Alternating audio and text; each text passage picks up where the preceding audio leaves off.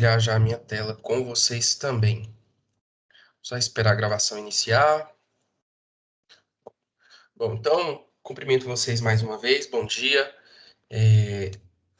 Dando sequência aí aos nossos assuntos, né, pessoal? Vocês já haviam discutido, né, anteriormente, com o professor Tadeu, e a gente citou algumas coisas, mas a gente estava falando mais do processo de digitalização de sinal, de transmissão e tudo mais. E agora nós vamos entrar na parte de modulações digitais. Então, imagino que na teoria talvez vocês já tenham até começado a discutir algumas coisas em relação a isso. Já viram as questões das modulações analógicas. E aí agora nós vamos falar das modulações digitais. Quais são os tipos de modulação digital? Quais as características específicas? O que que é bom em uma? O que que é ruim o que que é bom e o que que é ruim, né? Em uma, em comparação com as outras? Quais que são mais usadas? Quais que a gente não usa mais? Como é que é o processo? Como é que é o modulador? Como é que é o demodulador? E por assim e assim por diante, né? Antes da gente começar a falar especificamente de cada modulação digital, a aula de hoje ela é reservada para a gente dar um overview, dar uma visão geral para algumas características, algumas coisas, fazer uma introdução mesmo à modulação digital. Então, indo para o nosso roteiro, né, o tema da aula, de fato, é introdução às modulações digitais e o que são os conceitos que a gente vai abordar. Os principais tipos de modulações digitais, então vou apresentar para vocês quais são eles, né, e explicar as características de cada um de forma, né, superficial. O que é a sinalização em banda base do tipo NRZ? E aqui eu vou citar, né, o que é a sinalização e de que forma, alguns tipos, né, de sinalização. O que é esse NRZ? Quais outros tipos que a gente poderia ter e assim por diante.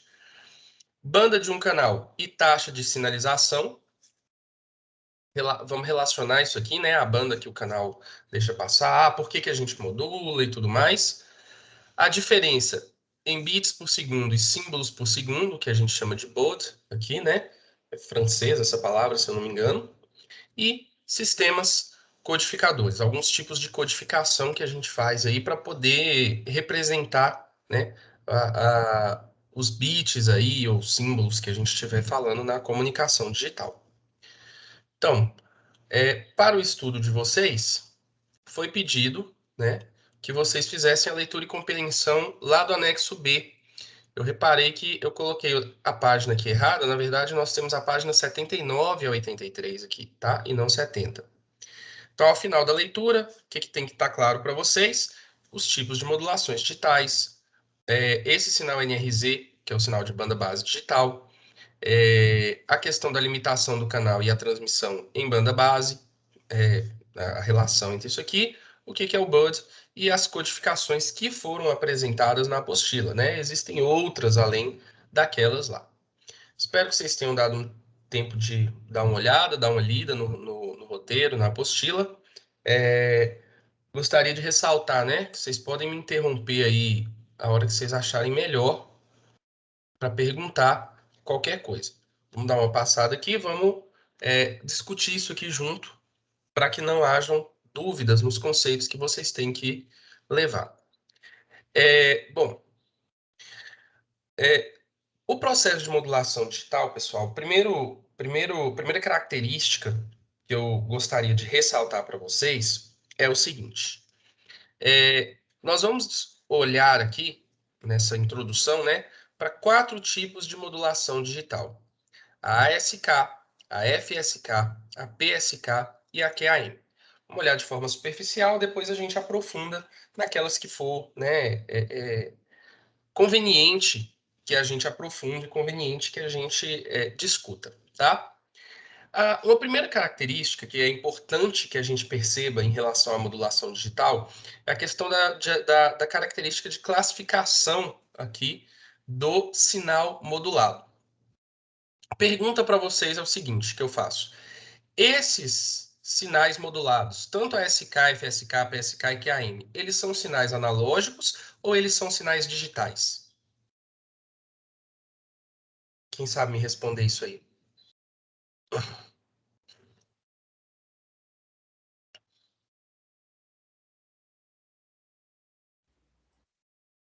Analógicos? São sinais analógicos, né? Porque eles são sinais contínuos, né? Tanto no tempo, tem uma continuidade no tempo, quanto na amplitude, né? É uma portadora aqui, na verdade, né? Um sinal senoidal que vai variar seu parâmetro, né? Mas, então, por ser um sinal senoidal, é um sinal analógico. Então, esses sinais aqui, por definição, eles são analógicos. Ah, mas então por que que a gente fala que é uma modulação digital? Pessoal, o conceito de modulação digital está associado à informação. Então, o sinal é analógico, porém a informação é digital. E aí, senhores, o que que acontece? Essa informação digital, a princípio aqui, nós vamos usar uma sinalização binária, ou seja, eu vou estar transmitindo bits. A informação digital ela é binária, mas tem como eu transmitir não os bits, mas símbolos. Vamos falar disso hoje ainda um pouquinho mais para frente, mas não vamos complicar isso aqui agora, não. Vamos só citando aqui que é binária, ou seja, nós vamos transmitir zeros e uns aí separadamente. O que que acontece? A modulação ASK é de. Tá escrito aqui, né? Não vou escrever de novo. Tá aqui, ó. Amplitude Shift Keying, ou modulação por chaveamento de amplitude. É uma modulação em amplitude. Ou seja, eu vou representar cada bit com uma amplitude diferente. Nesse caso aqui, né? Eu estou representando, por exemplo, né? Vamos imaginar que bit 1 com uma amplitude X aqui, que ele não mostra, e bit 0 com amplitude 0. Então, eu teria aqui, ó, bit 1 nessa janela aqui, bit 0 aqui, bit 1 aqui de novo, bit 0 aqui agora, 1 de novo e assim por diante. Eu acho que ele não tem a mesma informação em todos os gráficos, não. Então, nem adianta eu colocar isso aqui, na verdade. Cada gráfico tem uma informação diferente. Então, vamos lá. Para esse aqui, ó, bit 1, 0, 1, 0, 1. Tá? Então, diferença para representar cada bit na amplitude. FSK é Frequency Shift Keying, modulação por chaveamento de frequência. Então, cada bit vai ser representado com uma frequência diferente. Então, reparem que eu iniciei o meu sinal com uma determinada frequência. Quando eu mudei para outro bit, essa frequência ficou menor. Eu mudei a frequência. Então, o sinal passou a oscilar mais devagar. Depois, quando eu mudar para o bit da frequência mais rápida, de novo, ele pega e acelera um pouquinho. Então, quando eu tiver um bit, por exemplo, né, aqui quando tiver bit 1, eu vou transmitir com uma frequência mais alta, bit 0, eu vou transmitir com uma frequência mais baixa. Ou vice-versa, pode ser o contrário também, desde que, né, eu tenha frequências diferentes para bits diferentes. PSK, modulação por chaveamento de fase. Então, cada bit ele vai corresponder a uma fase no sinal modulado, tá? Reparem que existem transições de fase aqui, ó. Se a gente for seguindo a nossa senoide, tem aqui a nossa senoide. Opa, chegou aqui, o normal dela seria o quê? Continuar aqui para o semiciclo positivo. Só que houve uma inversão de fase, que quer dizer que eu mudei de bit. Outra inversão de fase, mudei de bit de novo. Outra inversão de fase, mudei de bit de novo. Aqui, né, pelo intervalo de tempo aqui que a gente consegue tirar, ó, eu tenho duas oscilações, duas oscilações, então aqui eu tenho outro bit. Na verdade, tem alguma coisa errada aqui. Ah, não, é porque é aqui, ó. É aqui que eu tenho outro bit, né? Aqui eu tenho outro bit, aqui eu tenho outro bit, aqui eu tenho outro bit, né? Então, ó, se por exemplo, essa fase aqui, que seria fase 0, é bit 0, quando eu inverti, quer dizer que eu tenho bit 1 aqui, mantive a fase, bit 1 de novo, troquei a fase, bit 0, troquei a fase, bit 1. Então, tenho fases diferentes para representar bits diferentes. A informação está na fase, tá? E, finalmente, a quarta e última aí que a gente vai olhar é a modulação QAM, que é chamada de modulação de amplitude em quadratura. Isso aqui ela tem umas características específicas dela, mas, basicamente, o sinal modulado ele vai variar 2 parâmetros ao mesmo tempo. Amplitude e fase, tá? Então, se vocês repararem aqui para o sinal QAM, ó, ele tem instantes de diferentes amplitudes, ó, a amplitude aqui está maior, a amplitude aqui está menor, né? Aqui está maior e aqui está menor. E ele também tem trocas de fase. Ó a inversão de fase aqui, ó. O sinal está subindo, aí ele volta a descer, antes dele fazer o semiciclo positivo, tá? Tem inversão de fase aqui. Então, nós temos diferença tanto na amplitude quanto na fase. Pessoal, muito usado, tá? Na prática. Que a M é muito usado na prática e grande parte aí das comunicações digitais utiliza QAM mesmo, tá? Características específicas dele, de desempenho e tudo mais, a gente vai falar específico aí dessas modulações aí, conforme a gente conseguir. Então, basicamente, pessoal, um sinal modulado, um sinal digital modulado, é um sinal analógico, porém que carrega uma informação digital. Essa informação, como a gente viu, pode estar em algum parâmetro de uma portadora que vai levar essa informação, tá? Na amplitude, na frequência, na fase, ou em mais de um parâmetro, como a gente falou. Então, basicamente, o que a gente vai ter? Um sinal de dados binário, sinal de dados sempre são binários, tá? Aí aqui eu tenho 0 e 1, né? Que vai passar por um modem. Alguém sabe me dizer o que significa modem? É a junção de duas palavras. Vocês conseguem perceber aí quais são essas duas palavras?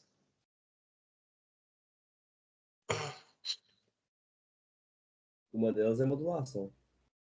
Uma delas é modulador, do mo e o dem.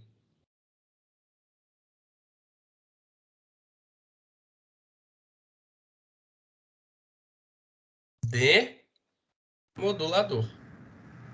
A gente tem uma via de mão dupla, né? Vamos falar aí, ó. Qual é um exemplo de modem que a gente tem em casa? De forma mais comum, né? Os modems de empresas de internet banda larga, né?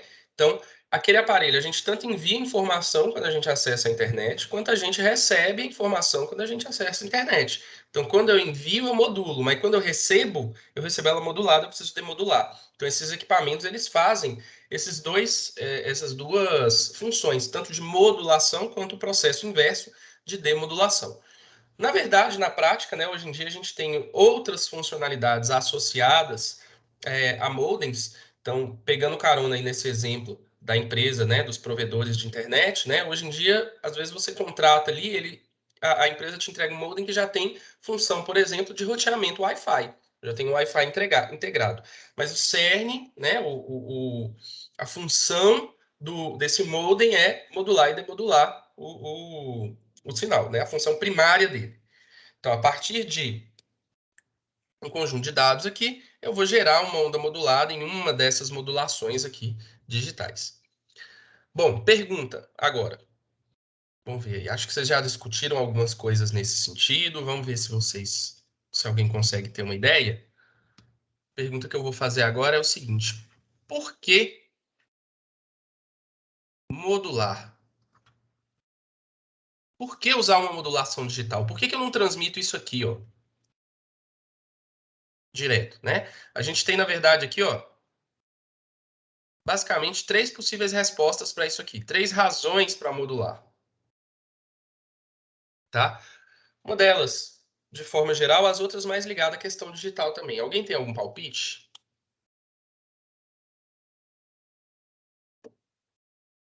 Do porquê a gente faz modulação?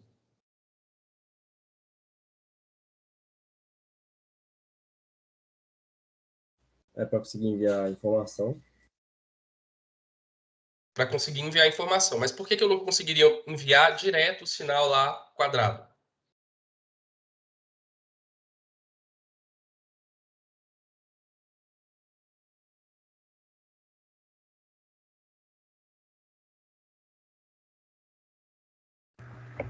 A modulação imprime qualidade no sinal, professor? Não, na verdade, é uma necessidade mesmo, tá, gente? O primeiro motivo que a gente teria aí seria para compartilhar o meio, tá? Então, aqui em algumas aplicações específicas, né? Por exemplo, quando eu falo de transmissão sem fio, gente, quando a gente transmite sem fio, o meio de transmissão é o ar. O canal é o canal radiomóvel aí, que é o ar, a onda eletromagnética que vai trafegar no ar. Então, tudo quanto é comunicação sem fio usa o mesmo meio. Aí, vamos pegar um exemplo aí de rádio, né? Rádio transmite sinal de voz. Sinal de voz tem as mesmas características em termos de frequência. Então, o sinal da estação de rádio A e o sinal da estação de rádio B vão estar mais ou menos na mesma frequência, o sinal só de voz. Como é que eu transmito ali na mesma frequência? Um vai interferir no outro, né? Então, a gente precisa modular esse sinal, né, de cada estação para uma frequência diferente. Então, o que difere, né, várias estações de rádio? Cada uma transmite uma frequência diferente. Quando eu quero ouvir uma determinada estação, eu sintonizo aquela frequência. Televisão, mesma coisa. Cada canal de TV ele é transmitido em uma frequência diferente. Cada operadora de telefonia móvel, celular, né, trabalha numa faixa de frequências diferente. Então, esse é o primeiro motivo, né, do porquê modular, mas essa justificativa, inclusive, serve para modulações analógicas também, né? Eu vou transmitir, se eu falar de TV analógica, se eu falar de rádio analógico, mesma coisa. Eu preciso modular para pegar aquela informação e jogar ela na frequência que eu preciso transmitir, tá? Nós até citei aqui, né? Normalmente a frequência da voz humana ela tem componentes até 20 kHz do som, de uma forma geral, que a gente consegue ouvir, tá? Que o ser humano consegue ouvir, vai até uns 20 kHz, mais ou menos. Tem ultrassom também, mas aí a gente não escuta. Então, todo som está dentro dessa faixa de frequência. Na hora que eu for transmitir, né, eu preciso jogar na faixa de frequência que está associada àquela estação de rádio, ou que está associado, né, àquela estação de TV também, porque TV também tem áudio, né? É áudio e imagem, vídeo, né? Então, esse é um primeiro motivo. Serve aqui para justificar tanto modulação analógica quanto modulação digital. O segundo motivo, pessoal, tem a ver com o seguinte: tem a ver com a infraestrutura para a transmissão. Bom, aqui também associado a gente ter o canal rádio móvel, associado a gente ter uma comunicação sem fio. O que acontece? Deixa eu apagar isso aqui que eu estava desenhando para a gente poder fazer aqui. O que acontece, pessoal? Para transmitir um sinal no ar, né, sem fio, e várias aplicações que a gente tem hoje são sem fio, né? Porque a gente precisa de uma comunicação móvel, de uma coisa móvel para a gente poder, né, usar em qualquer lugar, sem precisar ter um fio ali associado, né? Mas aí, para conseguir transmitir sem fio, eu sempre preciso de um elemento que chama antena, né? Todo mundo conhece a antena aí, eu imagino. Existem vários tipos de antena, tá? Mas normalmente o comprimento do elemento ativo da antena ele está associado, ele concorda, né, com o comprimento da onda que eu estou transmitindo, tá? Então, o que acontece, né? Tem uma antena, por exemplo, só para vocês entenderem, que chama de polo de meia onda. O comprimento do elemento ativo dessa antena é o comprimento de onda dividido por 2, tá? Aí, como é que é, né? Às vezes as pessoas acham que o comprimento da antena é o tamanhão aqui da antena, mas vamos pegar, por exemplo, essa antena aqui, ó. Normalmente, pessoal, o comprimento da antena que eu falo é o elemento ativo dela, tá? É uma dessas barrinhas aqui. Se eu falar da antena parabólica, né? Vou tentar desenhar uma parabólica aqui mais ou menos. Ó, o elemento ativo dela é na pontinha aqui. O resto é refletor para melhorar a potência e tal. Tem outras coisas de conclusão, tá? Mas enfim, o tamanho do elemento ativo dela depende do comprimento de onda.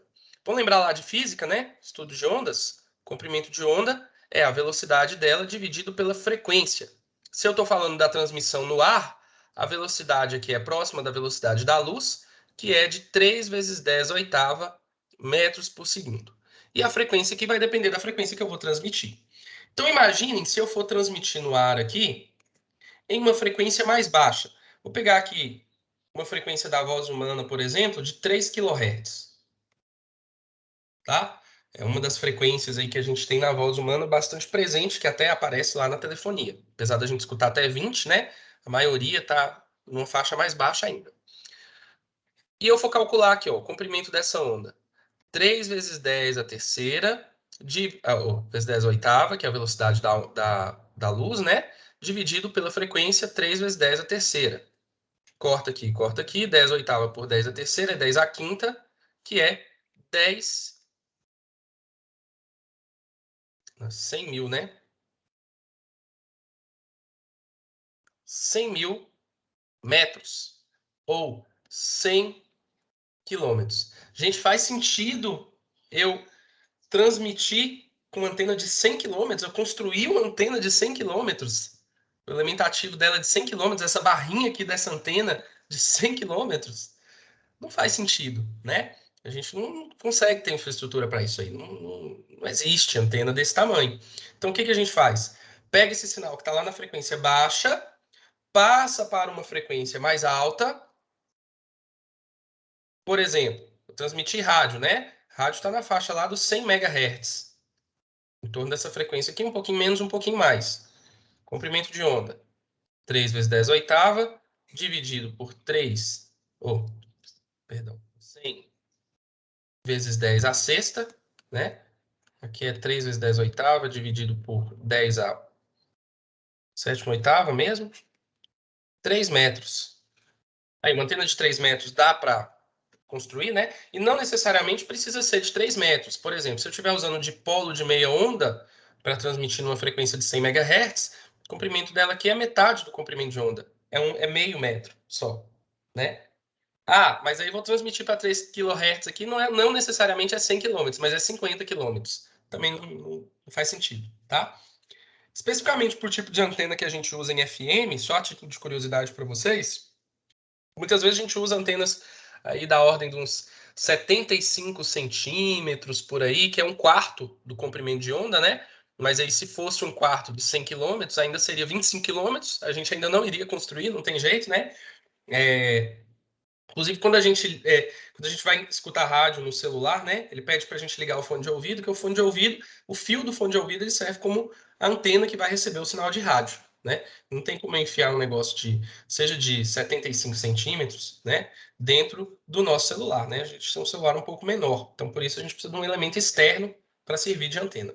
Tá claro aqui essa ideia, gente? Beleza?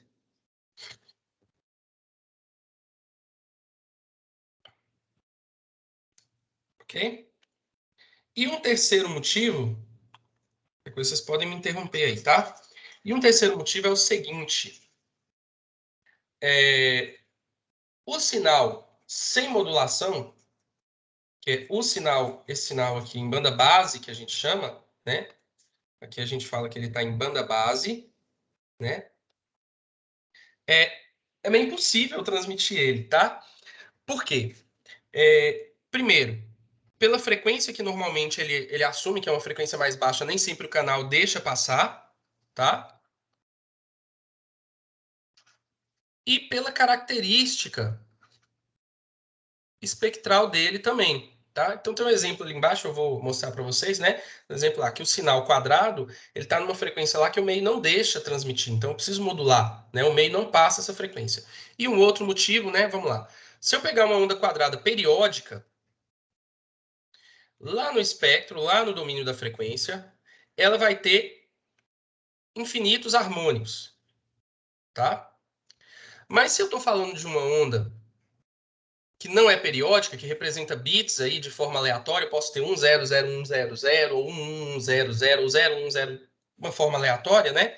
Como é que vai ser a ocupação de frequência de um sinal aleatório quadrado assim? Ele vai ter esse jeitão aqui, ó. Mais ou menos. Então, ele vai ocupar, por mais que a amplitude dele vai diminuindo conforme a frequência aumenta, mas ele vai ocupar uma largura de banda aqui infinita, tá? Então, um sinal quadradinho assim a gente não consegue transmitir porque ele ocupa uma largura de banda infinita. Então, quando a gente modula e dá uma nova forma de onda, a gente tem o controle tanto dessa largura de banda quanto das frequências que o sinal ele vai assumir. Então, a gente precisa disso para viabilizar a comunicação. Ok? Então, apago aqui. Se alguém quiser perguntar alguma coisa, fiquem à vontade.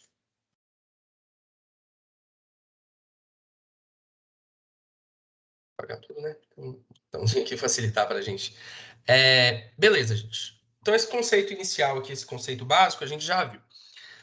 Sinalização, sinal NRZ. Sinalização, pessoal, é a forma de representar os bits dos dados, tá? Essa sinalização NRZ, acho que alguém mandou alguma coisa no chat aqui. Essa sinalização NRZ vem do seguinte, é uma sigla para não retorna a zero. Aqui o espectro que eu mostrei para vocês, ó, que eu desenhei, olha aqui. Tem ocupação infinita, tá? Então, NRZ significa não retorna a zero. Isso quer dizer que dentro do intervalo de bit, vamos supor que eu vou transmitir aqui, ó, 1, 0, 1, 1. Dentro do intervalo de bit, aqui o tempo do 1, aqui o tempo do 0, do primeiro 1 e do outro 1, eu não vou retornar com a amplitude do meu sinal para zero. Deixa eu tentar. Não sei o que é isso ali, não. Não vou retornar com a amplitude do meu sinal para zero. Vocês vão ver o que é a alternativa disso, tá? Então, eu posso ter tanto de forma unipolar, né? Eu representar bit 1 com amplitude 1 e bit 0 com amplitude 0, ou bipolar, represento um com amplitude positiva e o outro negativa. Posso fazer isso das duas formas. Como é que seria uma RZ, que é retorna a zero? Essa forma aqui, ó. Na metade do tempo do bit, ele tem o valor, na outra metade ele retorna a zero. Na metade do tempo do zero aqui, ó, ele vai ter esse valor negativo, na outra metade ele retorna a zero.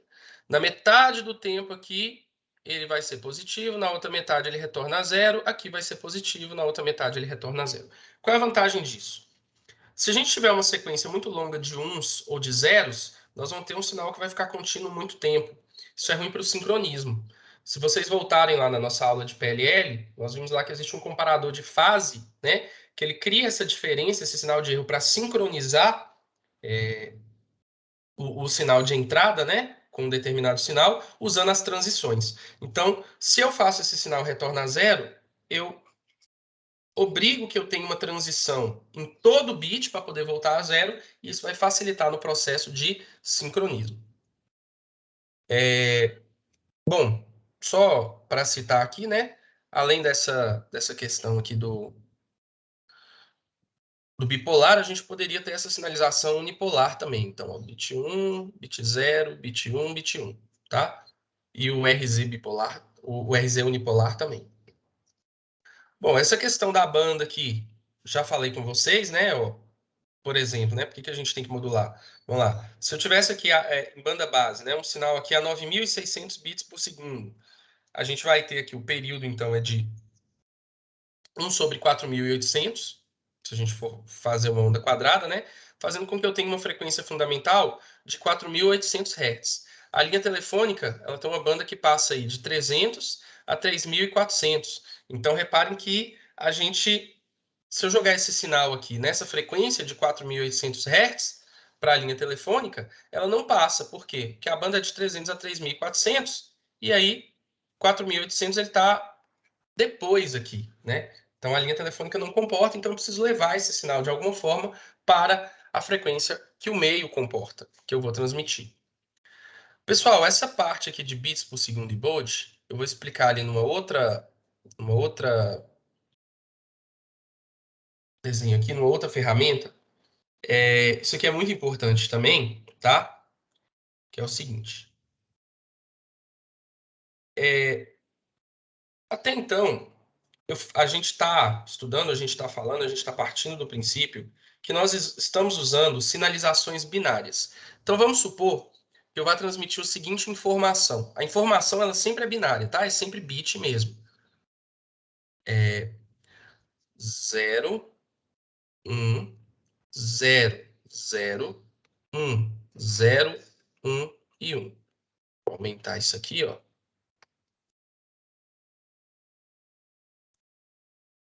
Tá? E aí, na sinalização binária, que é o que a gente estava vendo, tá vendo, né? Eu vou usar aqui aquela representação bipolar, tá? Ó, bit 0 com polo negativo, bit 1 com polo positivo, aí vem um 0, depois outro 0, aí vem 1, 0, 1 e 1, tá? A gente representa aí cada bit, né, com uma determinada amplitude aí bipolar. Vamos supor que aqui, por exemplo, é menos 5 volts e aqui é menos... Vou colocar menos 3, só para poder facilitar um pouco. E aqui é mais 3 volts. Então, bit 0 representa com um nível menos 3 volts, bit 1 representa com um nível mais 3 volts. Existe uma ferramenta que a gente utiliza, né, que é a sinalização que não é binária. A gente pode sinalizar com símbolos. Como é que é isso? Como é que é feito isso? Eu vou agrupar de N em N bits, e cada agrupamento de N bits eu vou criar um determinado nível que eu vou chamar de símbolo. O que eu quero dizer? Vamos supor que o número de bits que eu vou agrupar aqui é de 2 bits.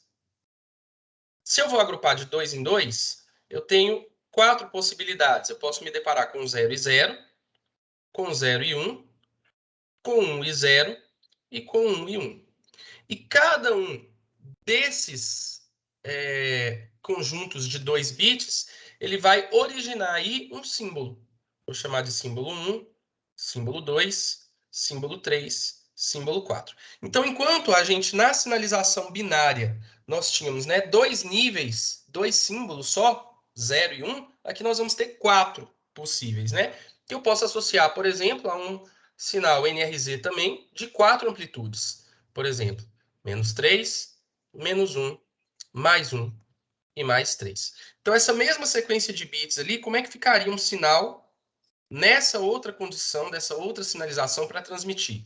Ó, 0 e 1, 0 e 1 no nosso mapeamento corresponde a nível menos 1. 0 e 0, dentro dessa janela, corresponde ao nível menos 3. Então, dentro dessa janela aqui, de tempo, eu vou para menos 3. 0 e 1, os próximos 2 bits, corresponde a nível... Não, é 1 e 0, né? 0, 1, 0, 0, 1 e 0. Aqui, corresponde a nível mais 1. E 1 e 1 corresponde ao símbolo 4, nível mais 3. Nossa, Fernando, para que fazer isso, né? Lembrando que eu posso agrupar também de 3 em 3, de 4 em 4, estou agrupando de 2 em 2 para ficar um pouco mais fácil da gente entender, tá? Ah, e são 4 símbolos. O número de símbolos nós designamos aí, normalmente vocês vão encontrar nos livros, nos autores, com a letra M, existindo a relação M é igual a 2 elevado a N, tá? Se eu agrupo de 3 em 3 bits, 2 ao cubo, 8 possibilidades, né? 000, 001, 010, até 1 e 1. Por que a gente faz isso, então? Bom, a gente faz isso pelo seguinte. A banda que o sinal ocupa, na maioria dos casos, eu vou falar qual é a exceção daqui a pouco, a banda que o sinal ocupa é proporcional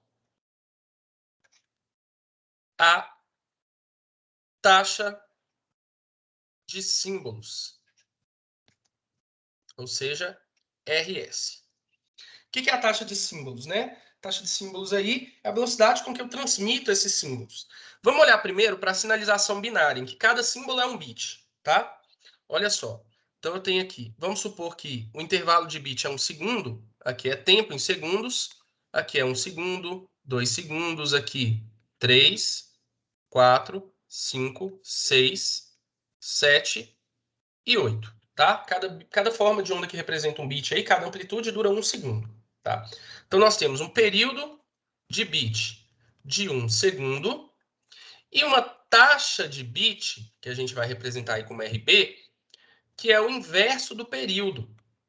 1 dividido por 1 bit por segundo. É a velocidade de transmissão de bits mesmo, tá? Cada bit dura 1 segundo, 1 bit por segundo. Na sinalização binária, a taxa de bit... Na sinalização binária, a taxa de símbolos é igual à taxa de bit, porque cada símbolo aqui é um bit, cada amplitude corresponde a um bit, tá? Agora, vamos olhar nesse exemplo nosso aqui, ó. Aqui é um instante 2 segundos, aqui é um instante 4 segundos, aqui 6 segundos, né? Comparando ali com os lá de cima, ó. E aqui um instante 8 segundos. O que acontece? Cada símbolo aqui, ele ocupa, então, uma janela de tempo de 2 segundos. De 2 segundos. Por que de 2 segundos, né? Porque se eu agrupei de 2 em 2 bits, n igual a 2, o período de bit aqui era 1, né? Então, na verdade, a gente pode até generalizar. O período de símbolo é n vezes o período de bit. E a taxa de símbolos é o inverso do período. Ou seja, eu tenho aqui 1 dividido por 2, eu tenho meio símbolo por segundo. De fato, né? Se eu pegar aqui 1 segundo, eu não transmiti esse símbolo menos 1 todo. Transmiti só metade. Falta outra metade. Então, nós temos metade do símbolo num segundo, meio símbolo por segundo. Então, o que vai acontecer, pessoal? Como eu falei com vocês, a banda é proporcional à taxa de símbolos. Então, olha só. Na sinalização binária, a taxa de símbolos foi de 1 bit por segundo, né? Ou como, falando de símbolo, 1 símbolo por segundo. Já na sinalização, que eu agrupei de 2 em 2 bits, essa taxa caiu para meio. Ou seja, né? Quando eu agrupo bits, eu reduzo a taxa de símbolos e eu reduzo a banda que o sinal ocupa. E isso é uma coisa boa, tá, gente? Porque banda é escasso. O espectro e as frequências. Nós não temos infinitas frequências que a gente consegue transmitir, né? Eu falei agora que a gente não consegue transmitir em frequências baixas, então já limita isso por causa da construção da antena e tal. Tem uma faixa de frequência. E isso é compartilhado por todo mundo. Rádio, TV, celular, Wi-Fi, tudo aí. Walkie-talkie lá, rádio amador, coisa da polícia, tudo está no ar, tudo compartilha. Então, quanto menos banda eu ocupar para transmitir a mesma informação, porque vejam bem, aqui eu tenho meio símbolo por segundo, mas eu transmito a mesma informação, os 8 bits dentro desses 8 segundos. Tá? Então, a informação, a velocidade de transmissão de dados é a mesma. Só que os símbolos, eles têm aí uma velocidade menor. Então, ocupam uma banda menor, uma largura de banda menor. O que é muito bom. Então, se for assim, por que eu não agrupo, sei lá, 1000 bits e transmito em um símbolo só, né? Porque nem tudo são flores, a gente também perde alguma coisa com isso. Reparem que aqui, ó, uma métrica de desempenho de sistemas de comunicação digital é o tanto que eu erro de bit, tá? O que é o erro de bit? Né? Transmitir na hora que chegou no receptor, porque o sinal passou por ruído, por algum problema, o receptor olhou e falou assim, é 0. O que tem a acontecer para eu confundir o 1 com 0, né? Ó, o 1 está no lado positivo, o 0 está no lado negativo. O meio aqui é 0 volts. Para eu confundir o 1 com 0, eu preciso que a interferência haja no 1 aqui de forma que ele passe para o lado negativo. Ou, para eu confundir o 0 com 1, eu preciso que a interferência varie a amplitude aqui para que ele passe para o lado positivo. Tá, e o que acontece quando eu agrupo esses bits aqui em símbolos? O que tem que acontecer para eu confundir o nosso símbolo 1 com o nosso símbolo 2? Ó, menos 3 e menos 1, o meio aqui é menos 2. Para eu confundir, basta que esse menos 3 aqui seja tomado, né, de ruído ou de qualquer outra interferência e passe ali de menos 2. Então, a distância que eu tenho aqui para que ocorra esse erro é de 1 volt. Qual era a distância que eu tinha aqui para que ocorra esse erro? De menos 3 até 0? 3 volts. Então, é muito mais fácil errar aqui. A probabilidade de eu errar aqui é muito maior do que a probabilidade de eu errar aqui. Resumo da ópera. Quando eu aumento o número de bits que eu agrupo, eu reduzo a largura de banda, o que é bom, mas eu aumento a probabilidade de erro, o que é ruim. Ah, tem como reverter isso? Tem. Se eu aumentar a potência desse sinal e fazer com que esses níveis fiquem mais distantes, né? Por exemplo, se eu dobrar a potência, se eu quadruplicar a potência aqui, eu dobro a amplitude, tá? Aí, menos 3 passa a ser menos 6, menos 1 passa a ser menos 2, 1 passa a ser 2 e 3 passa a ser 6. Dobrei aí as amplitudes, né? Tem um ganho aí de dobro de amplitude. Menos 6 agora e menos 2, a distância de um para o outro agora é 4. Antes a distância era 2. Eu dobro também as distâncias, eu separo essas amplitudes e aí eu consigo reduzir a chance de eu errar, de eu confundir uma com a outra, que elas estão mais separadas. Porém, para que a gente amplie isso aí, para que a gente aumente isso aí, eu tenho que gastar mais energia, mais potência, mais dinheiro, fica mais caro. Então é toda uma relação de compromisso, tá? Na prática, pessoal, falei com vocês que a modulação QAM era muito utilizada, tá? E é muito utilizada uma 256 QAM. Por exemplo, no Wi-Fi a gente utiliza 256 QAM, né? 256 é o número de símbolos. Para eu ter 256 símbolos, eu tenho um agrupamento de 8 bits, tá? 2 elevado a 8 dá 256. Beleza, gente? Alguma pergunta aqui? Tem uma exceção que eu tinha citado para vocês que existe. Qual é essa exceção? Quando que isso aqui não acontece? Na modulação FSK. E aí, quando a gente for falar da modulação FSK, eu falo com vocês como é que é essa exceção, como é que funciona para ela, tá? Gente, só para a gente terminar, tá acabando o nosso tempo aqui. Tem um trem aqui também. Tá acabando o nosso tempo aqui, eu só preciso falar rapidamente dessa codificação, tá? São algumas formas de codificar a informação que a gente tem, só para que a gente tenha algumas vantagens, né, em relação à questão do número de transições da gente ter, né, de eu conseguir reduzir a chance de erro e tal. Tem algumas técnicas aí que é de codificação, são formas diferentes de representar os dados, tá? Então, por exemplo, se eu tenho esse dado aqui em que eu represento o bit 1 com amplitude e bit 0 com outra, essa codificação diferencial que ele chama aqui, que é usado muitas vezes associada à modulação PSK, no vídeo lá que está no roteiro, ele fala um pouco disso, ele mostra isso, né? O que acontece? Toda vez que eu tiver bit 1, eu vou ter uma transição de fase do sinal. E quando eu tiver bit 0, eu vou manter. Então, ó, ele tem um atrasozinho aqui para começar, ó, bit 1, transicionei. Bit 1 de novo, fui do 1 para o 0. Bit 1 de novo, transicionei. Bit 1 de novo, transicionei. Quando vem o primeiro bit 0 não, eu mantenho a fase. Então, eu tenho 4 bit zeros, ó, mantenho. 1, 2, 3, 4 bits 1s. Troco. E troco. Então, o bit 1, ele varia a fase. Ele fala 180 graus aí, né? Se for um sinal já modulado. No caso do nosso desenho, não é. E o bit 0, ele mantém a fase. Ou seja, no caso aqui dos dados binários, né? O bit 1 ele cria uma transição, o bit 0 ele não cria.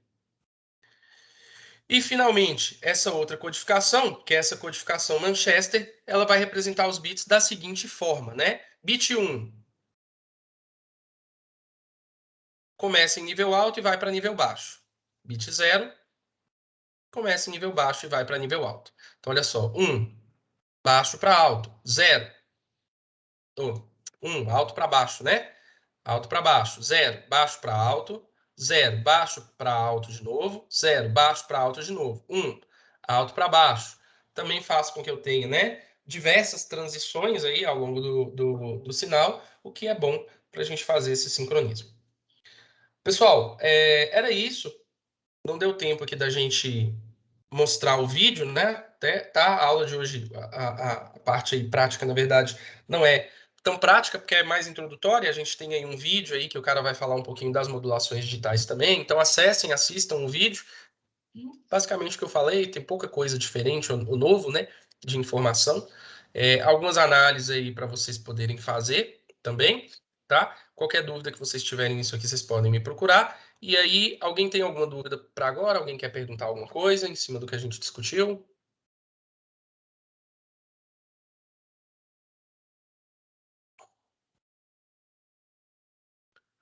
Bom, se ninguém tem nenhuma dúvida, nenhuma coisa para se manifestar,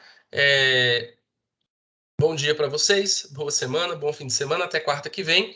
Eu vou colocar o relatório lá para vocês agora, tá? O questionário para vocês lá agora em relação à aula de hoje, e já o relatório da nossa aula da semana que vem. Beleza, gente? Para a gravação.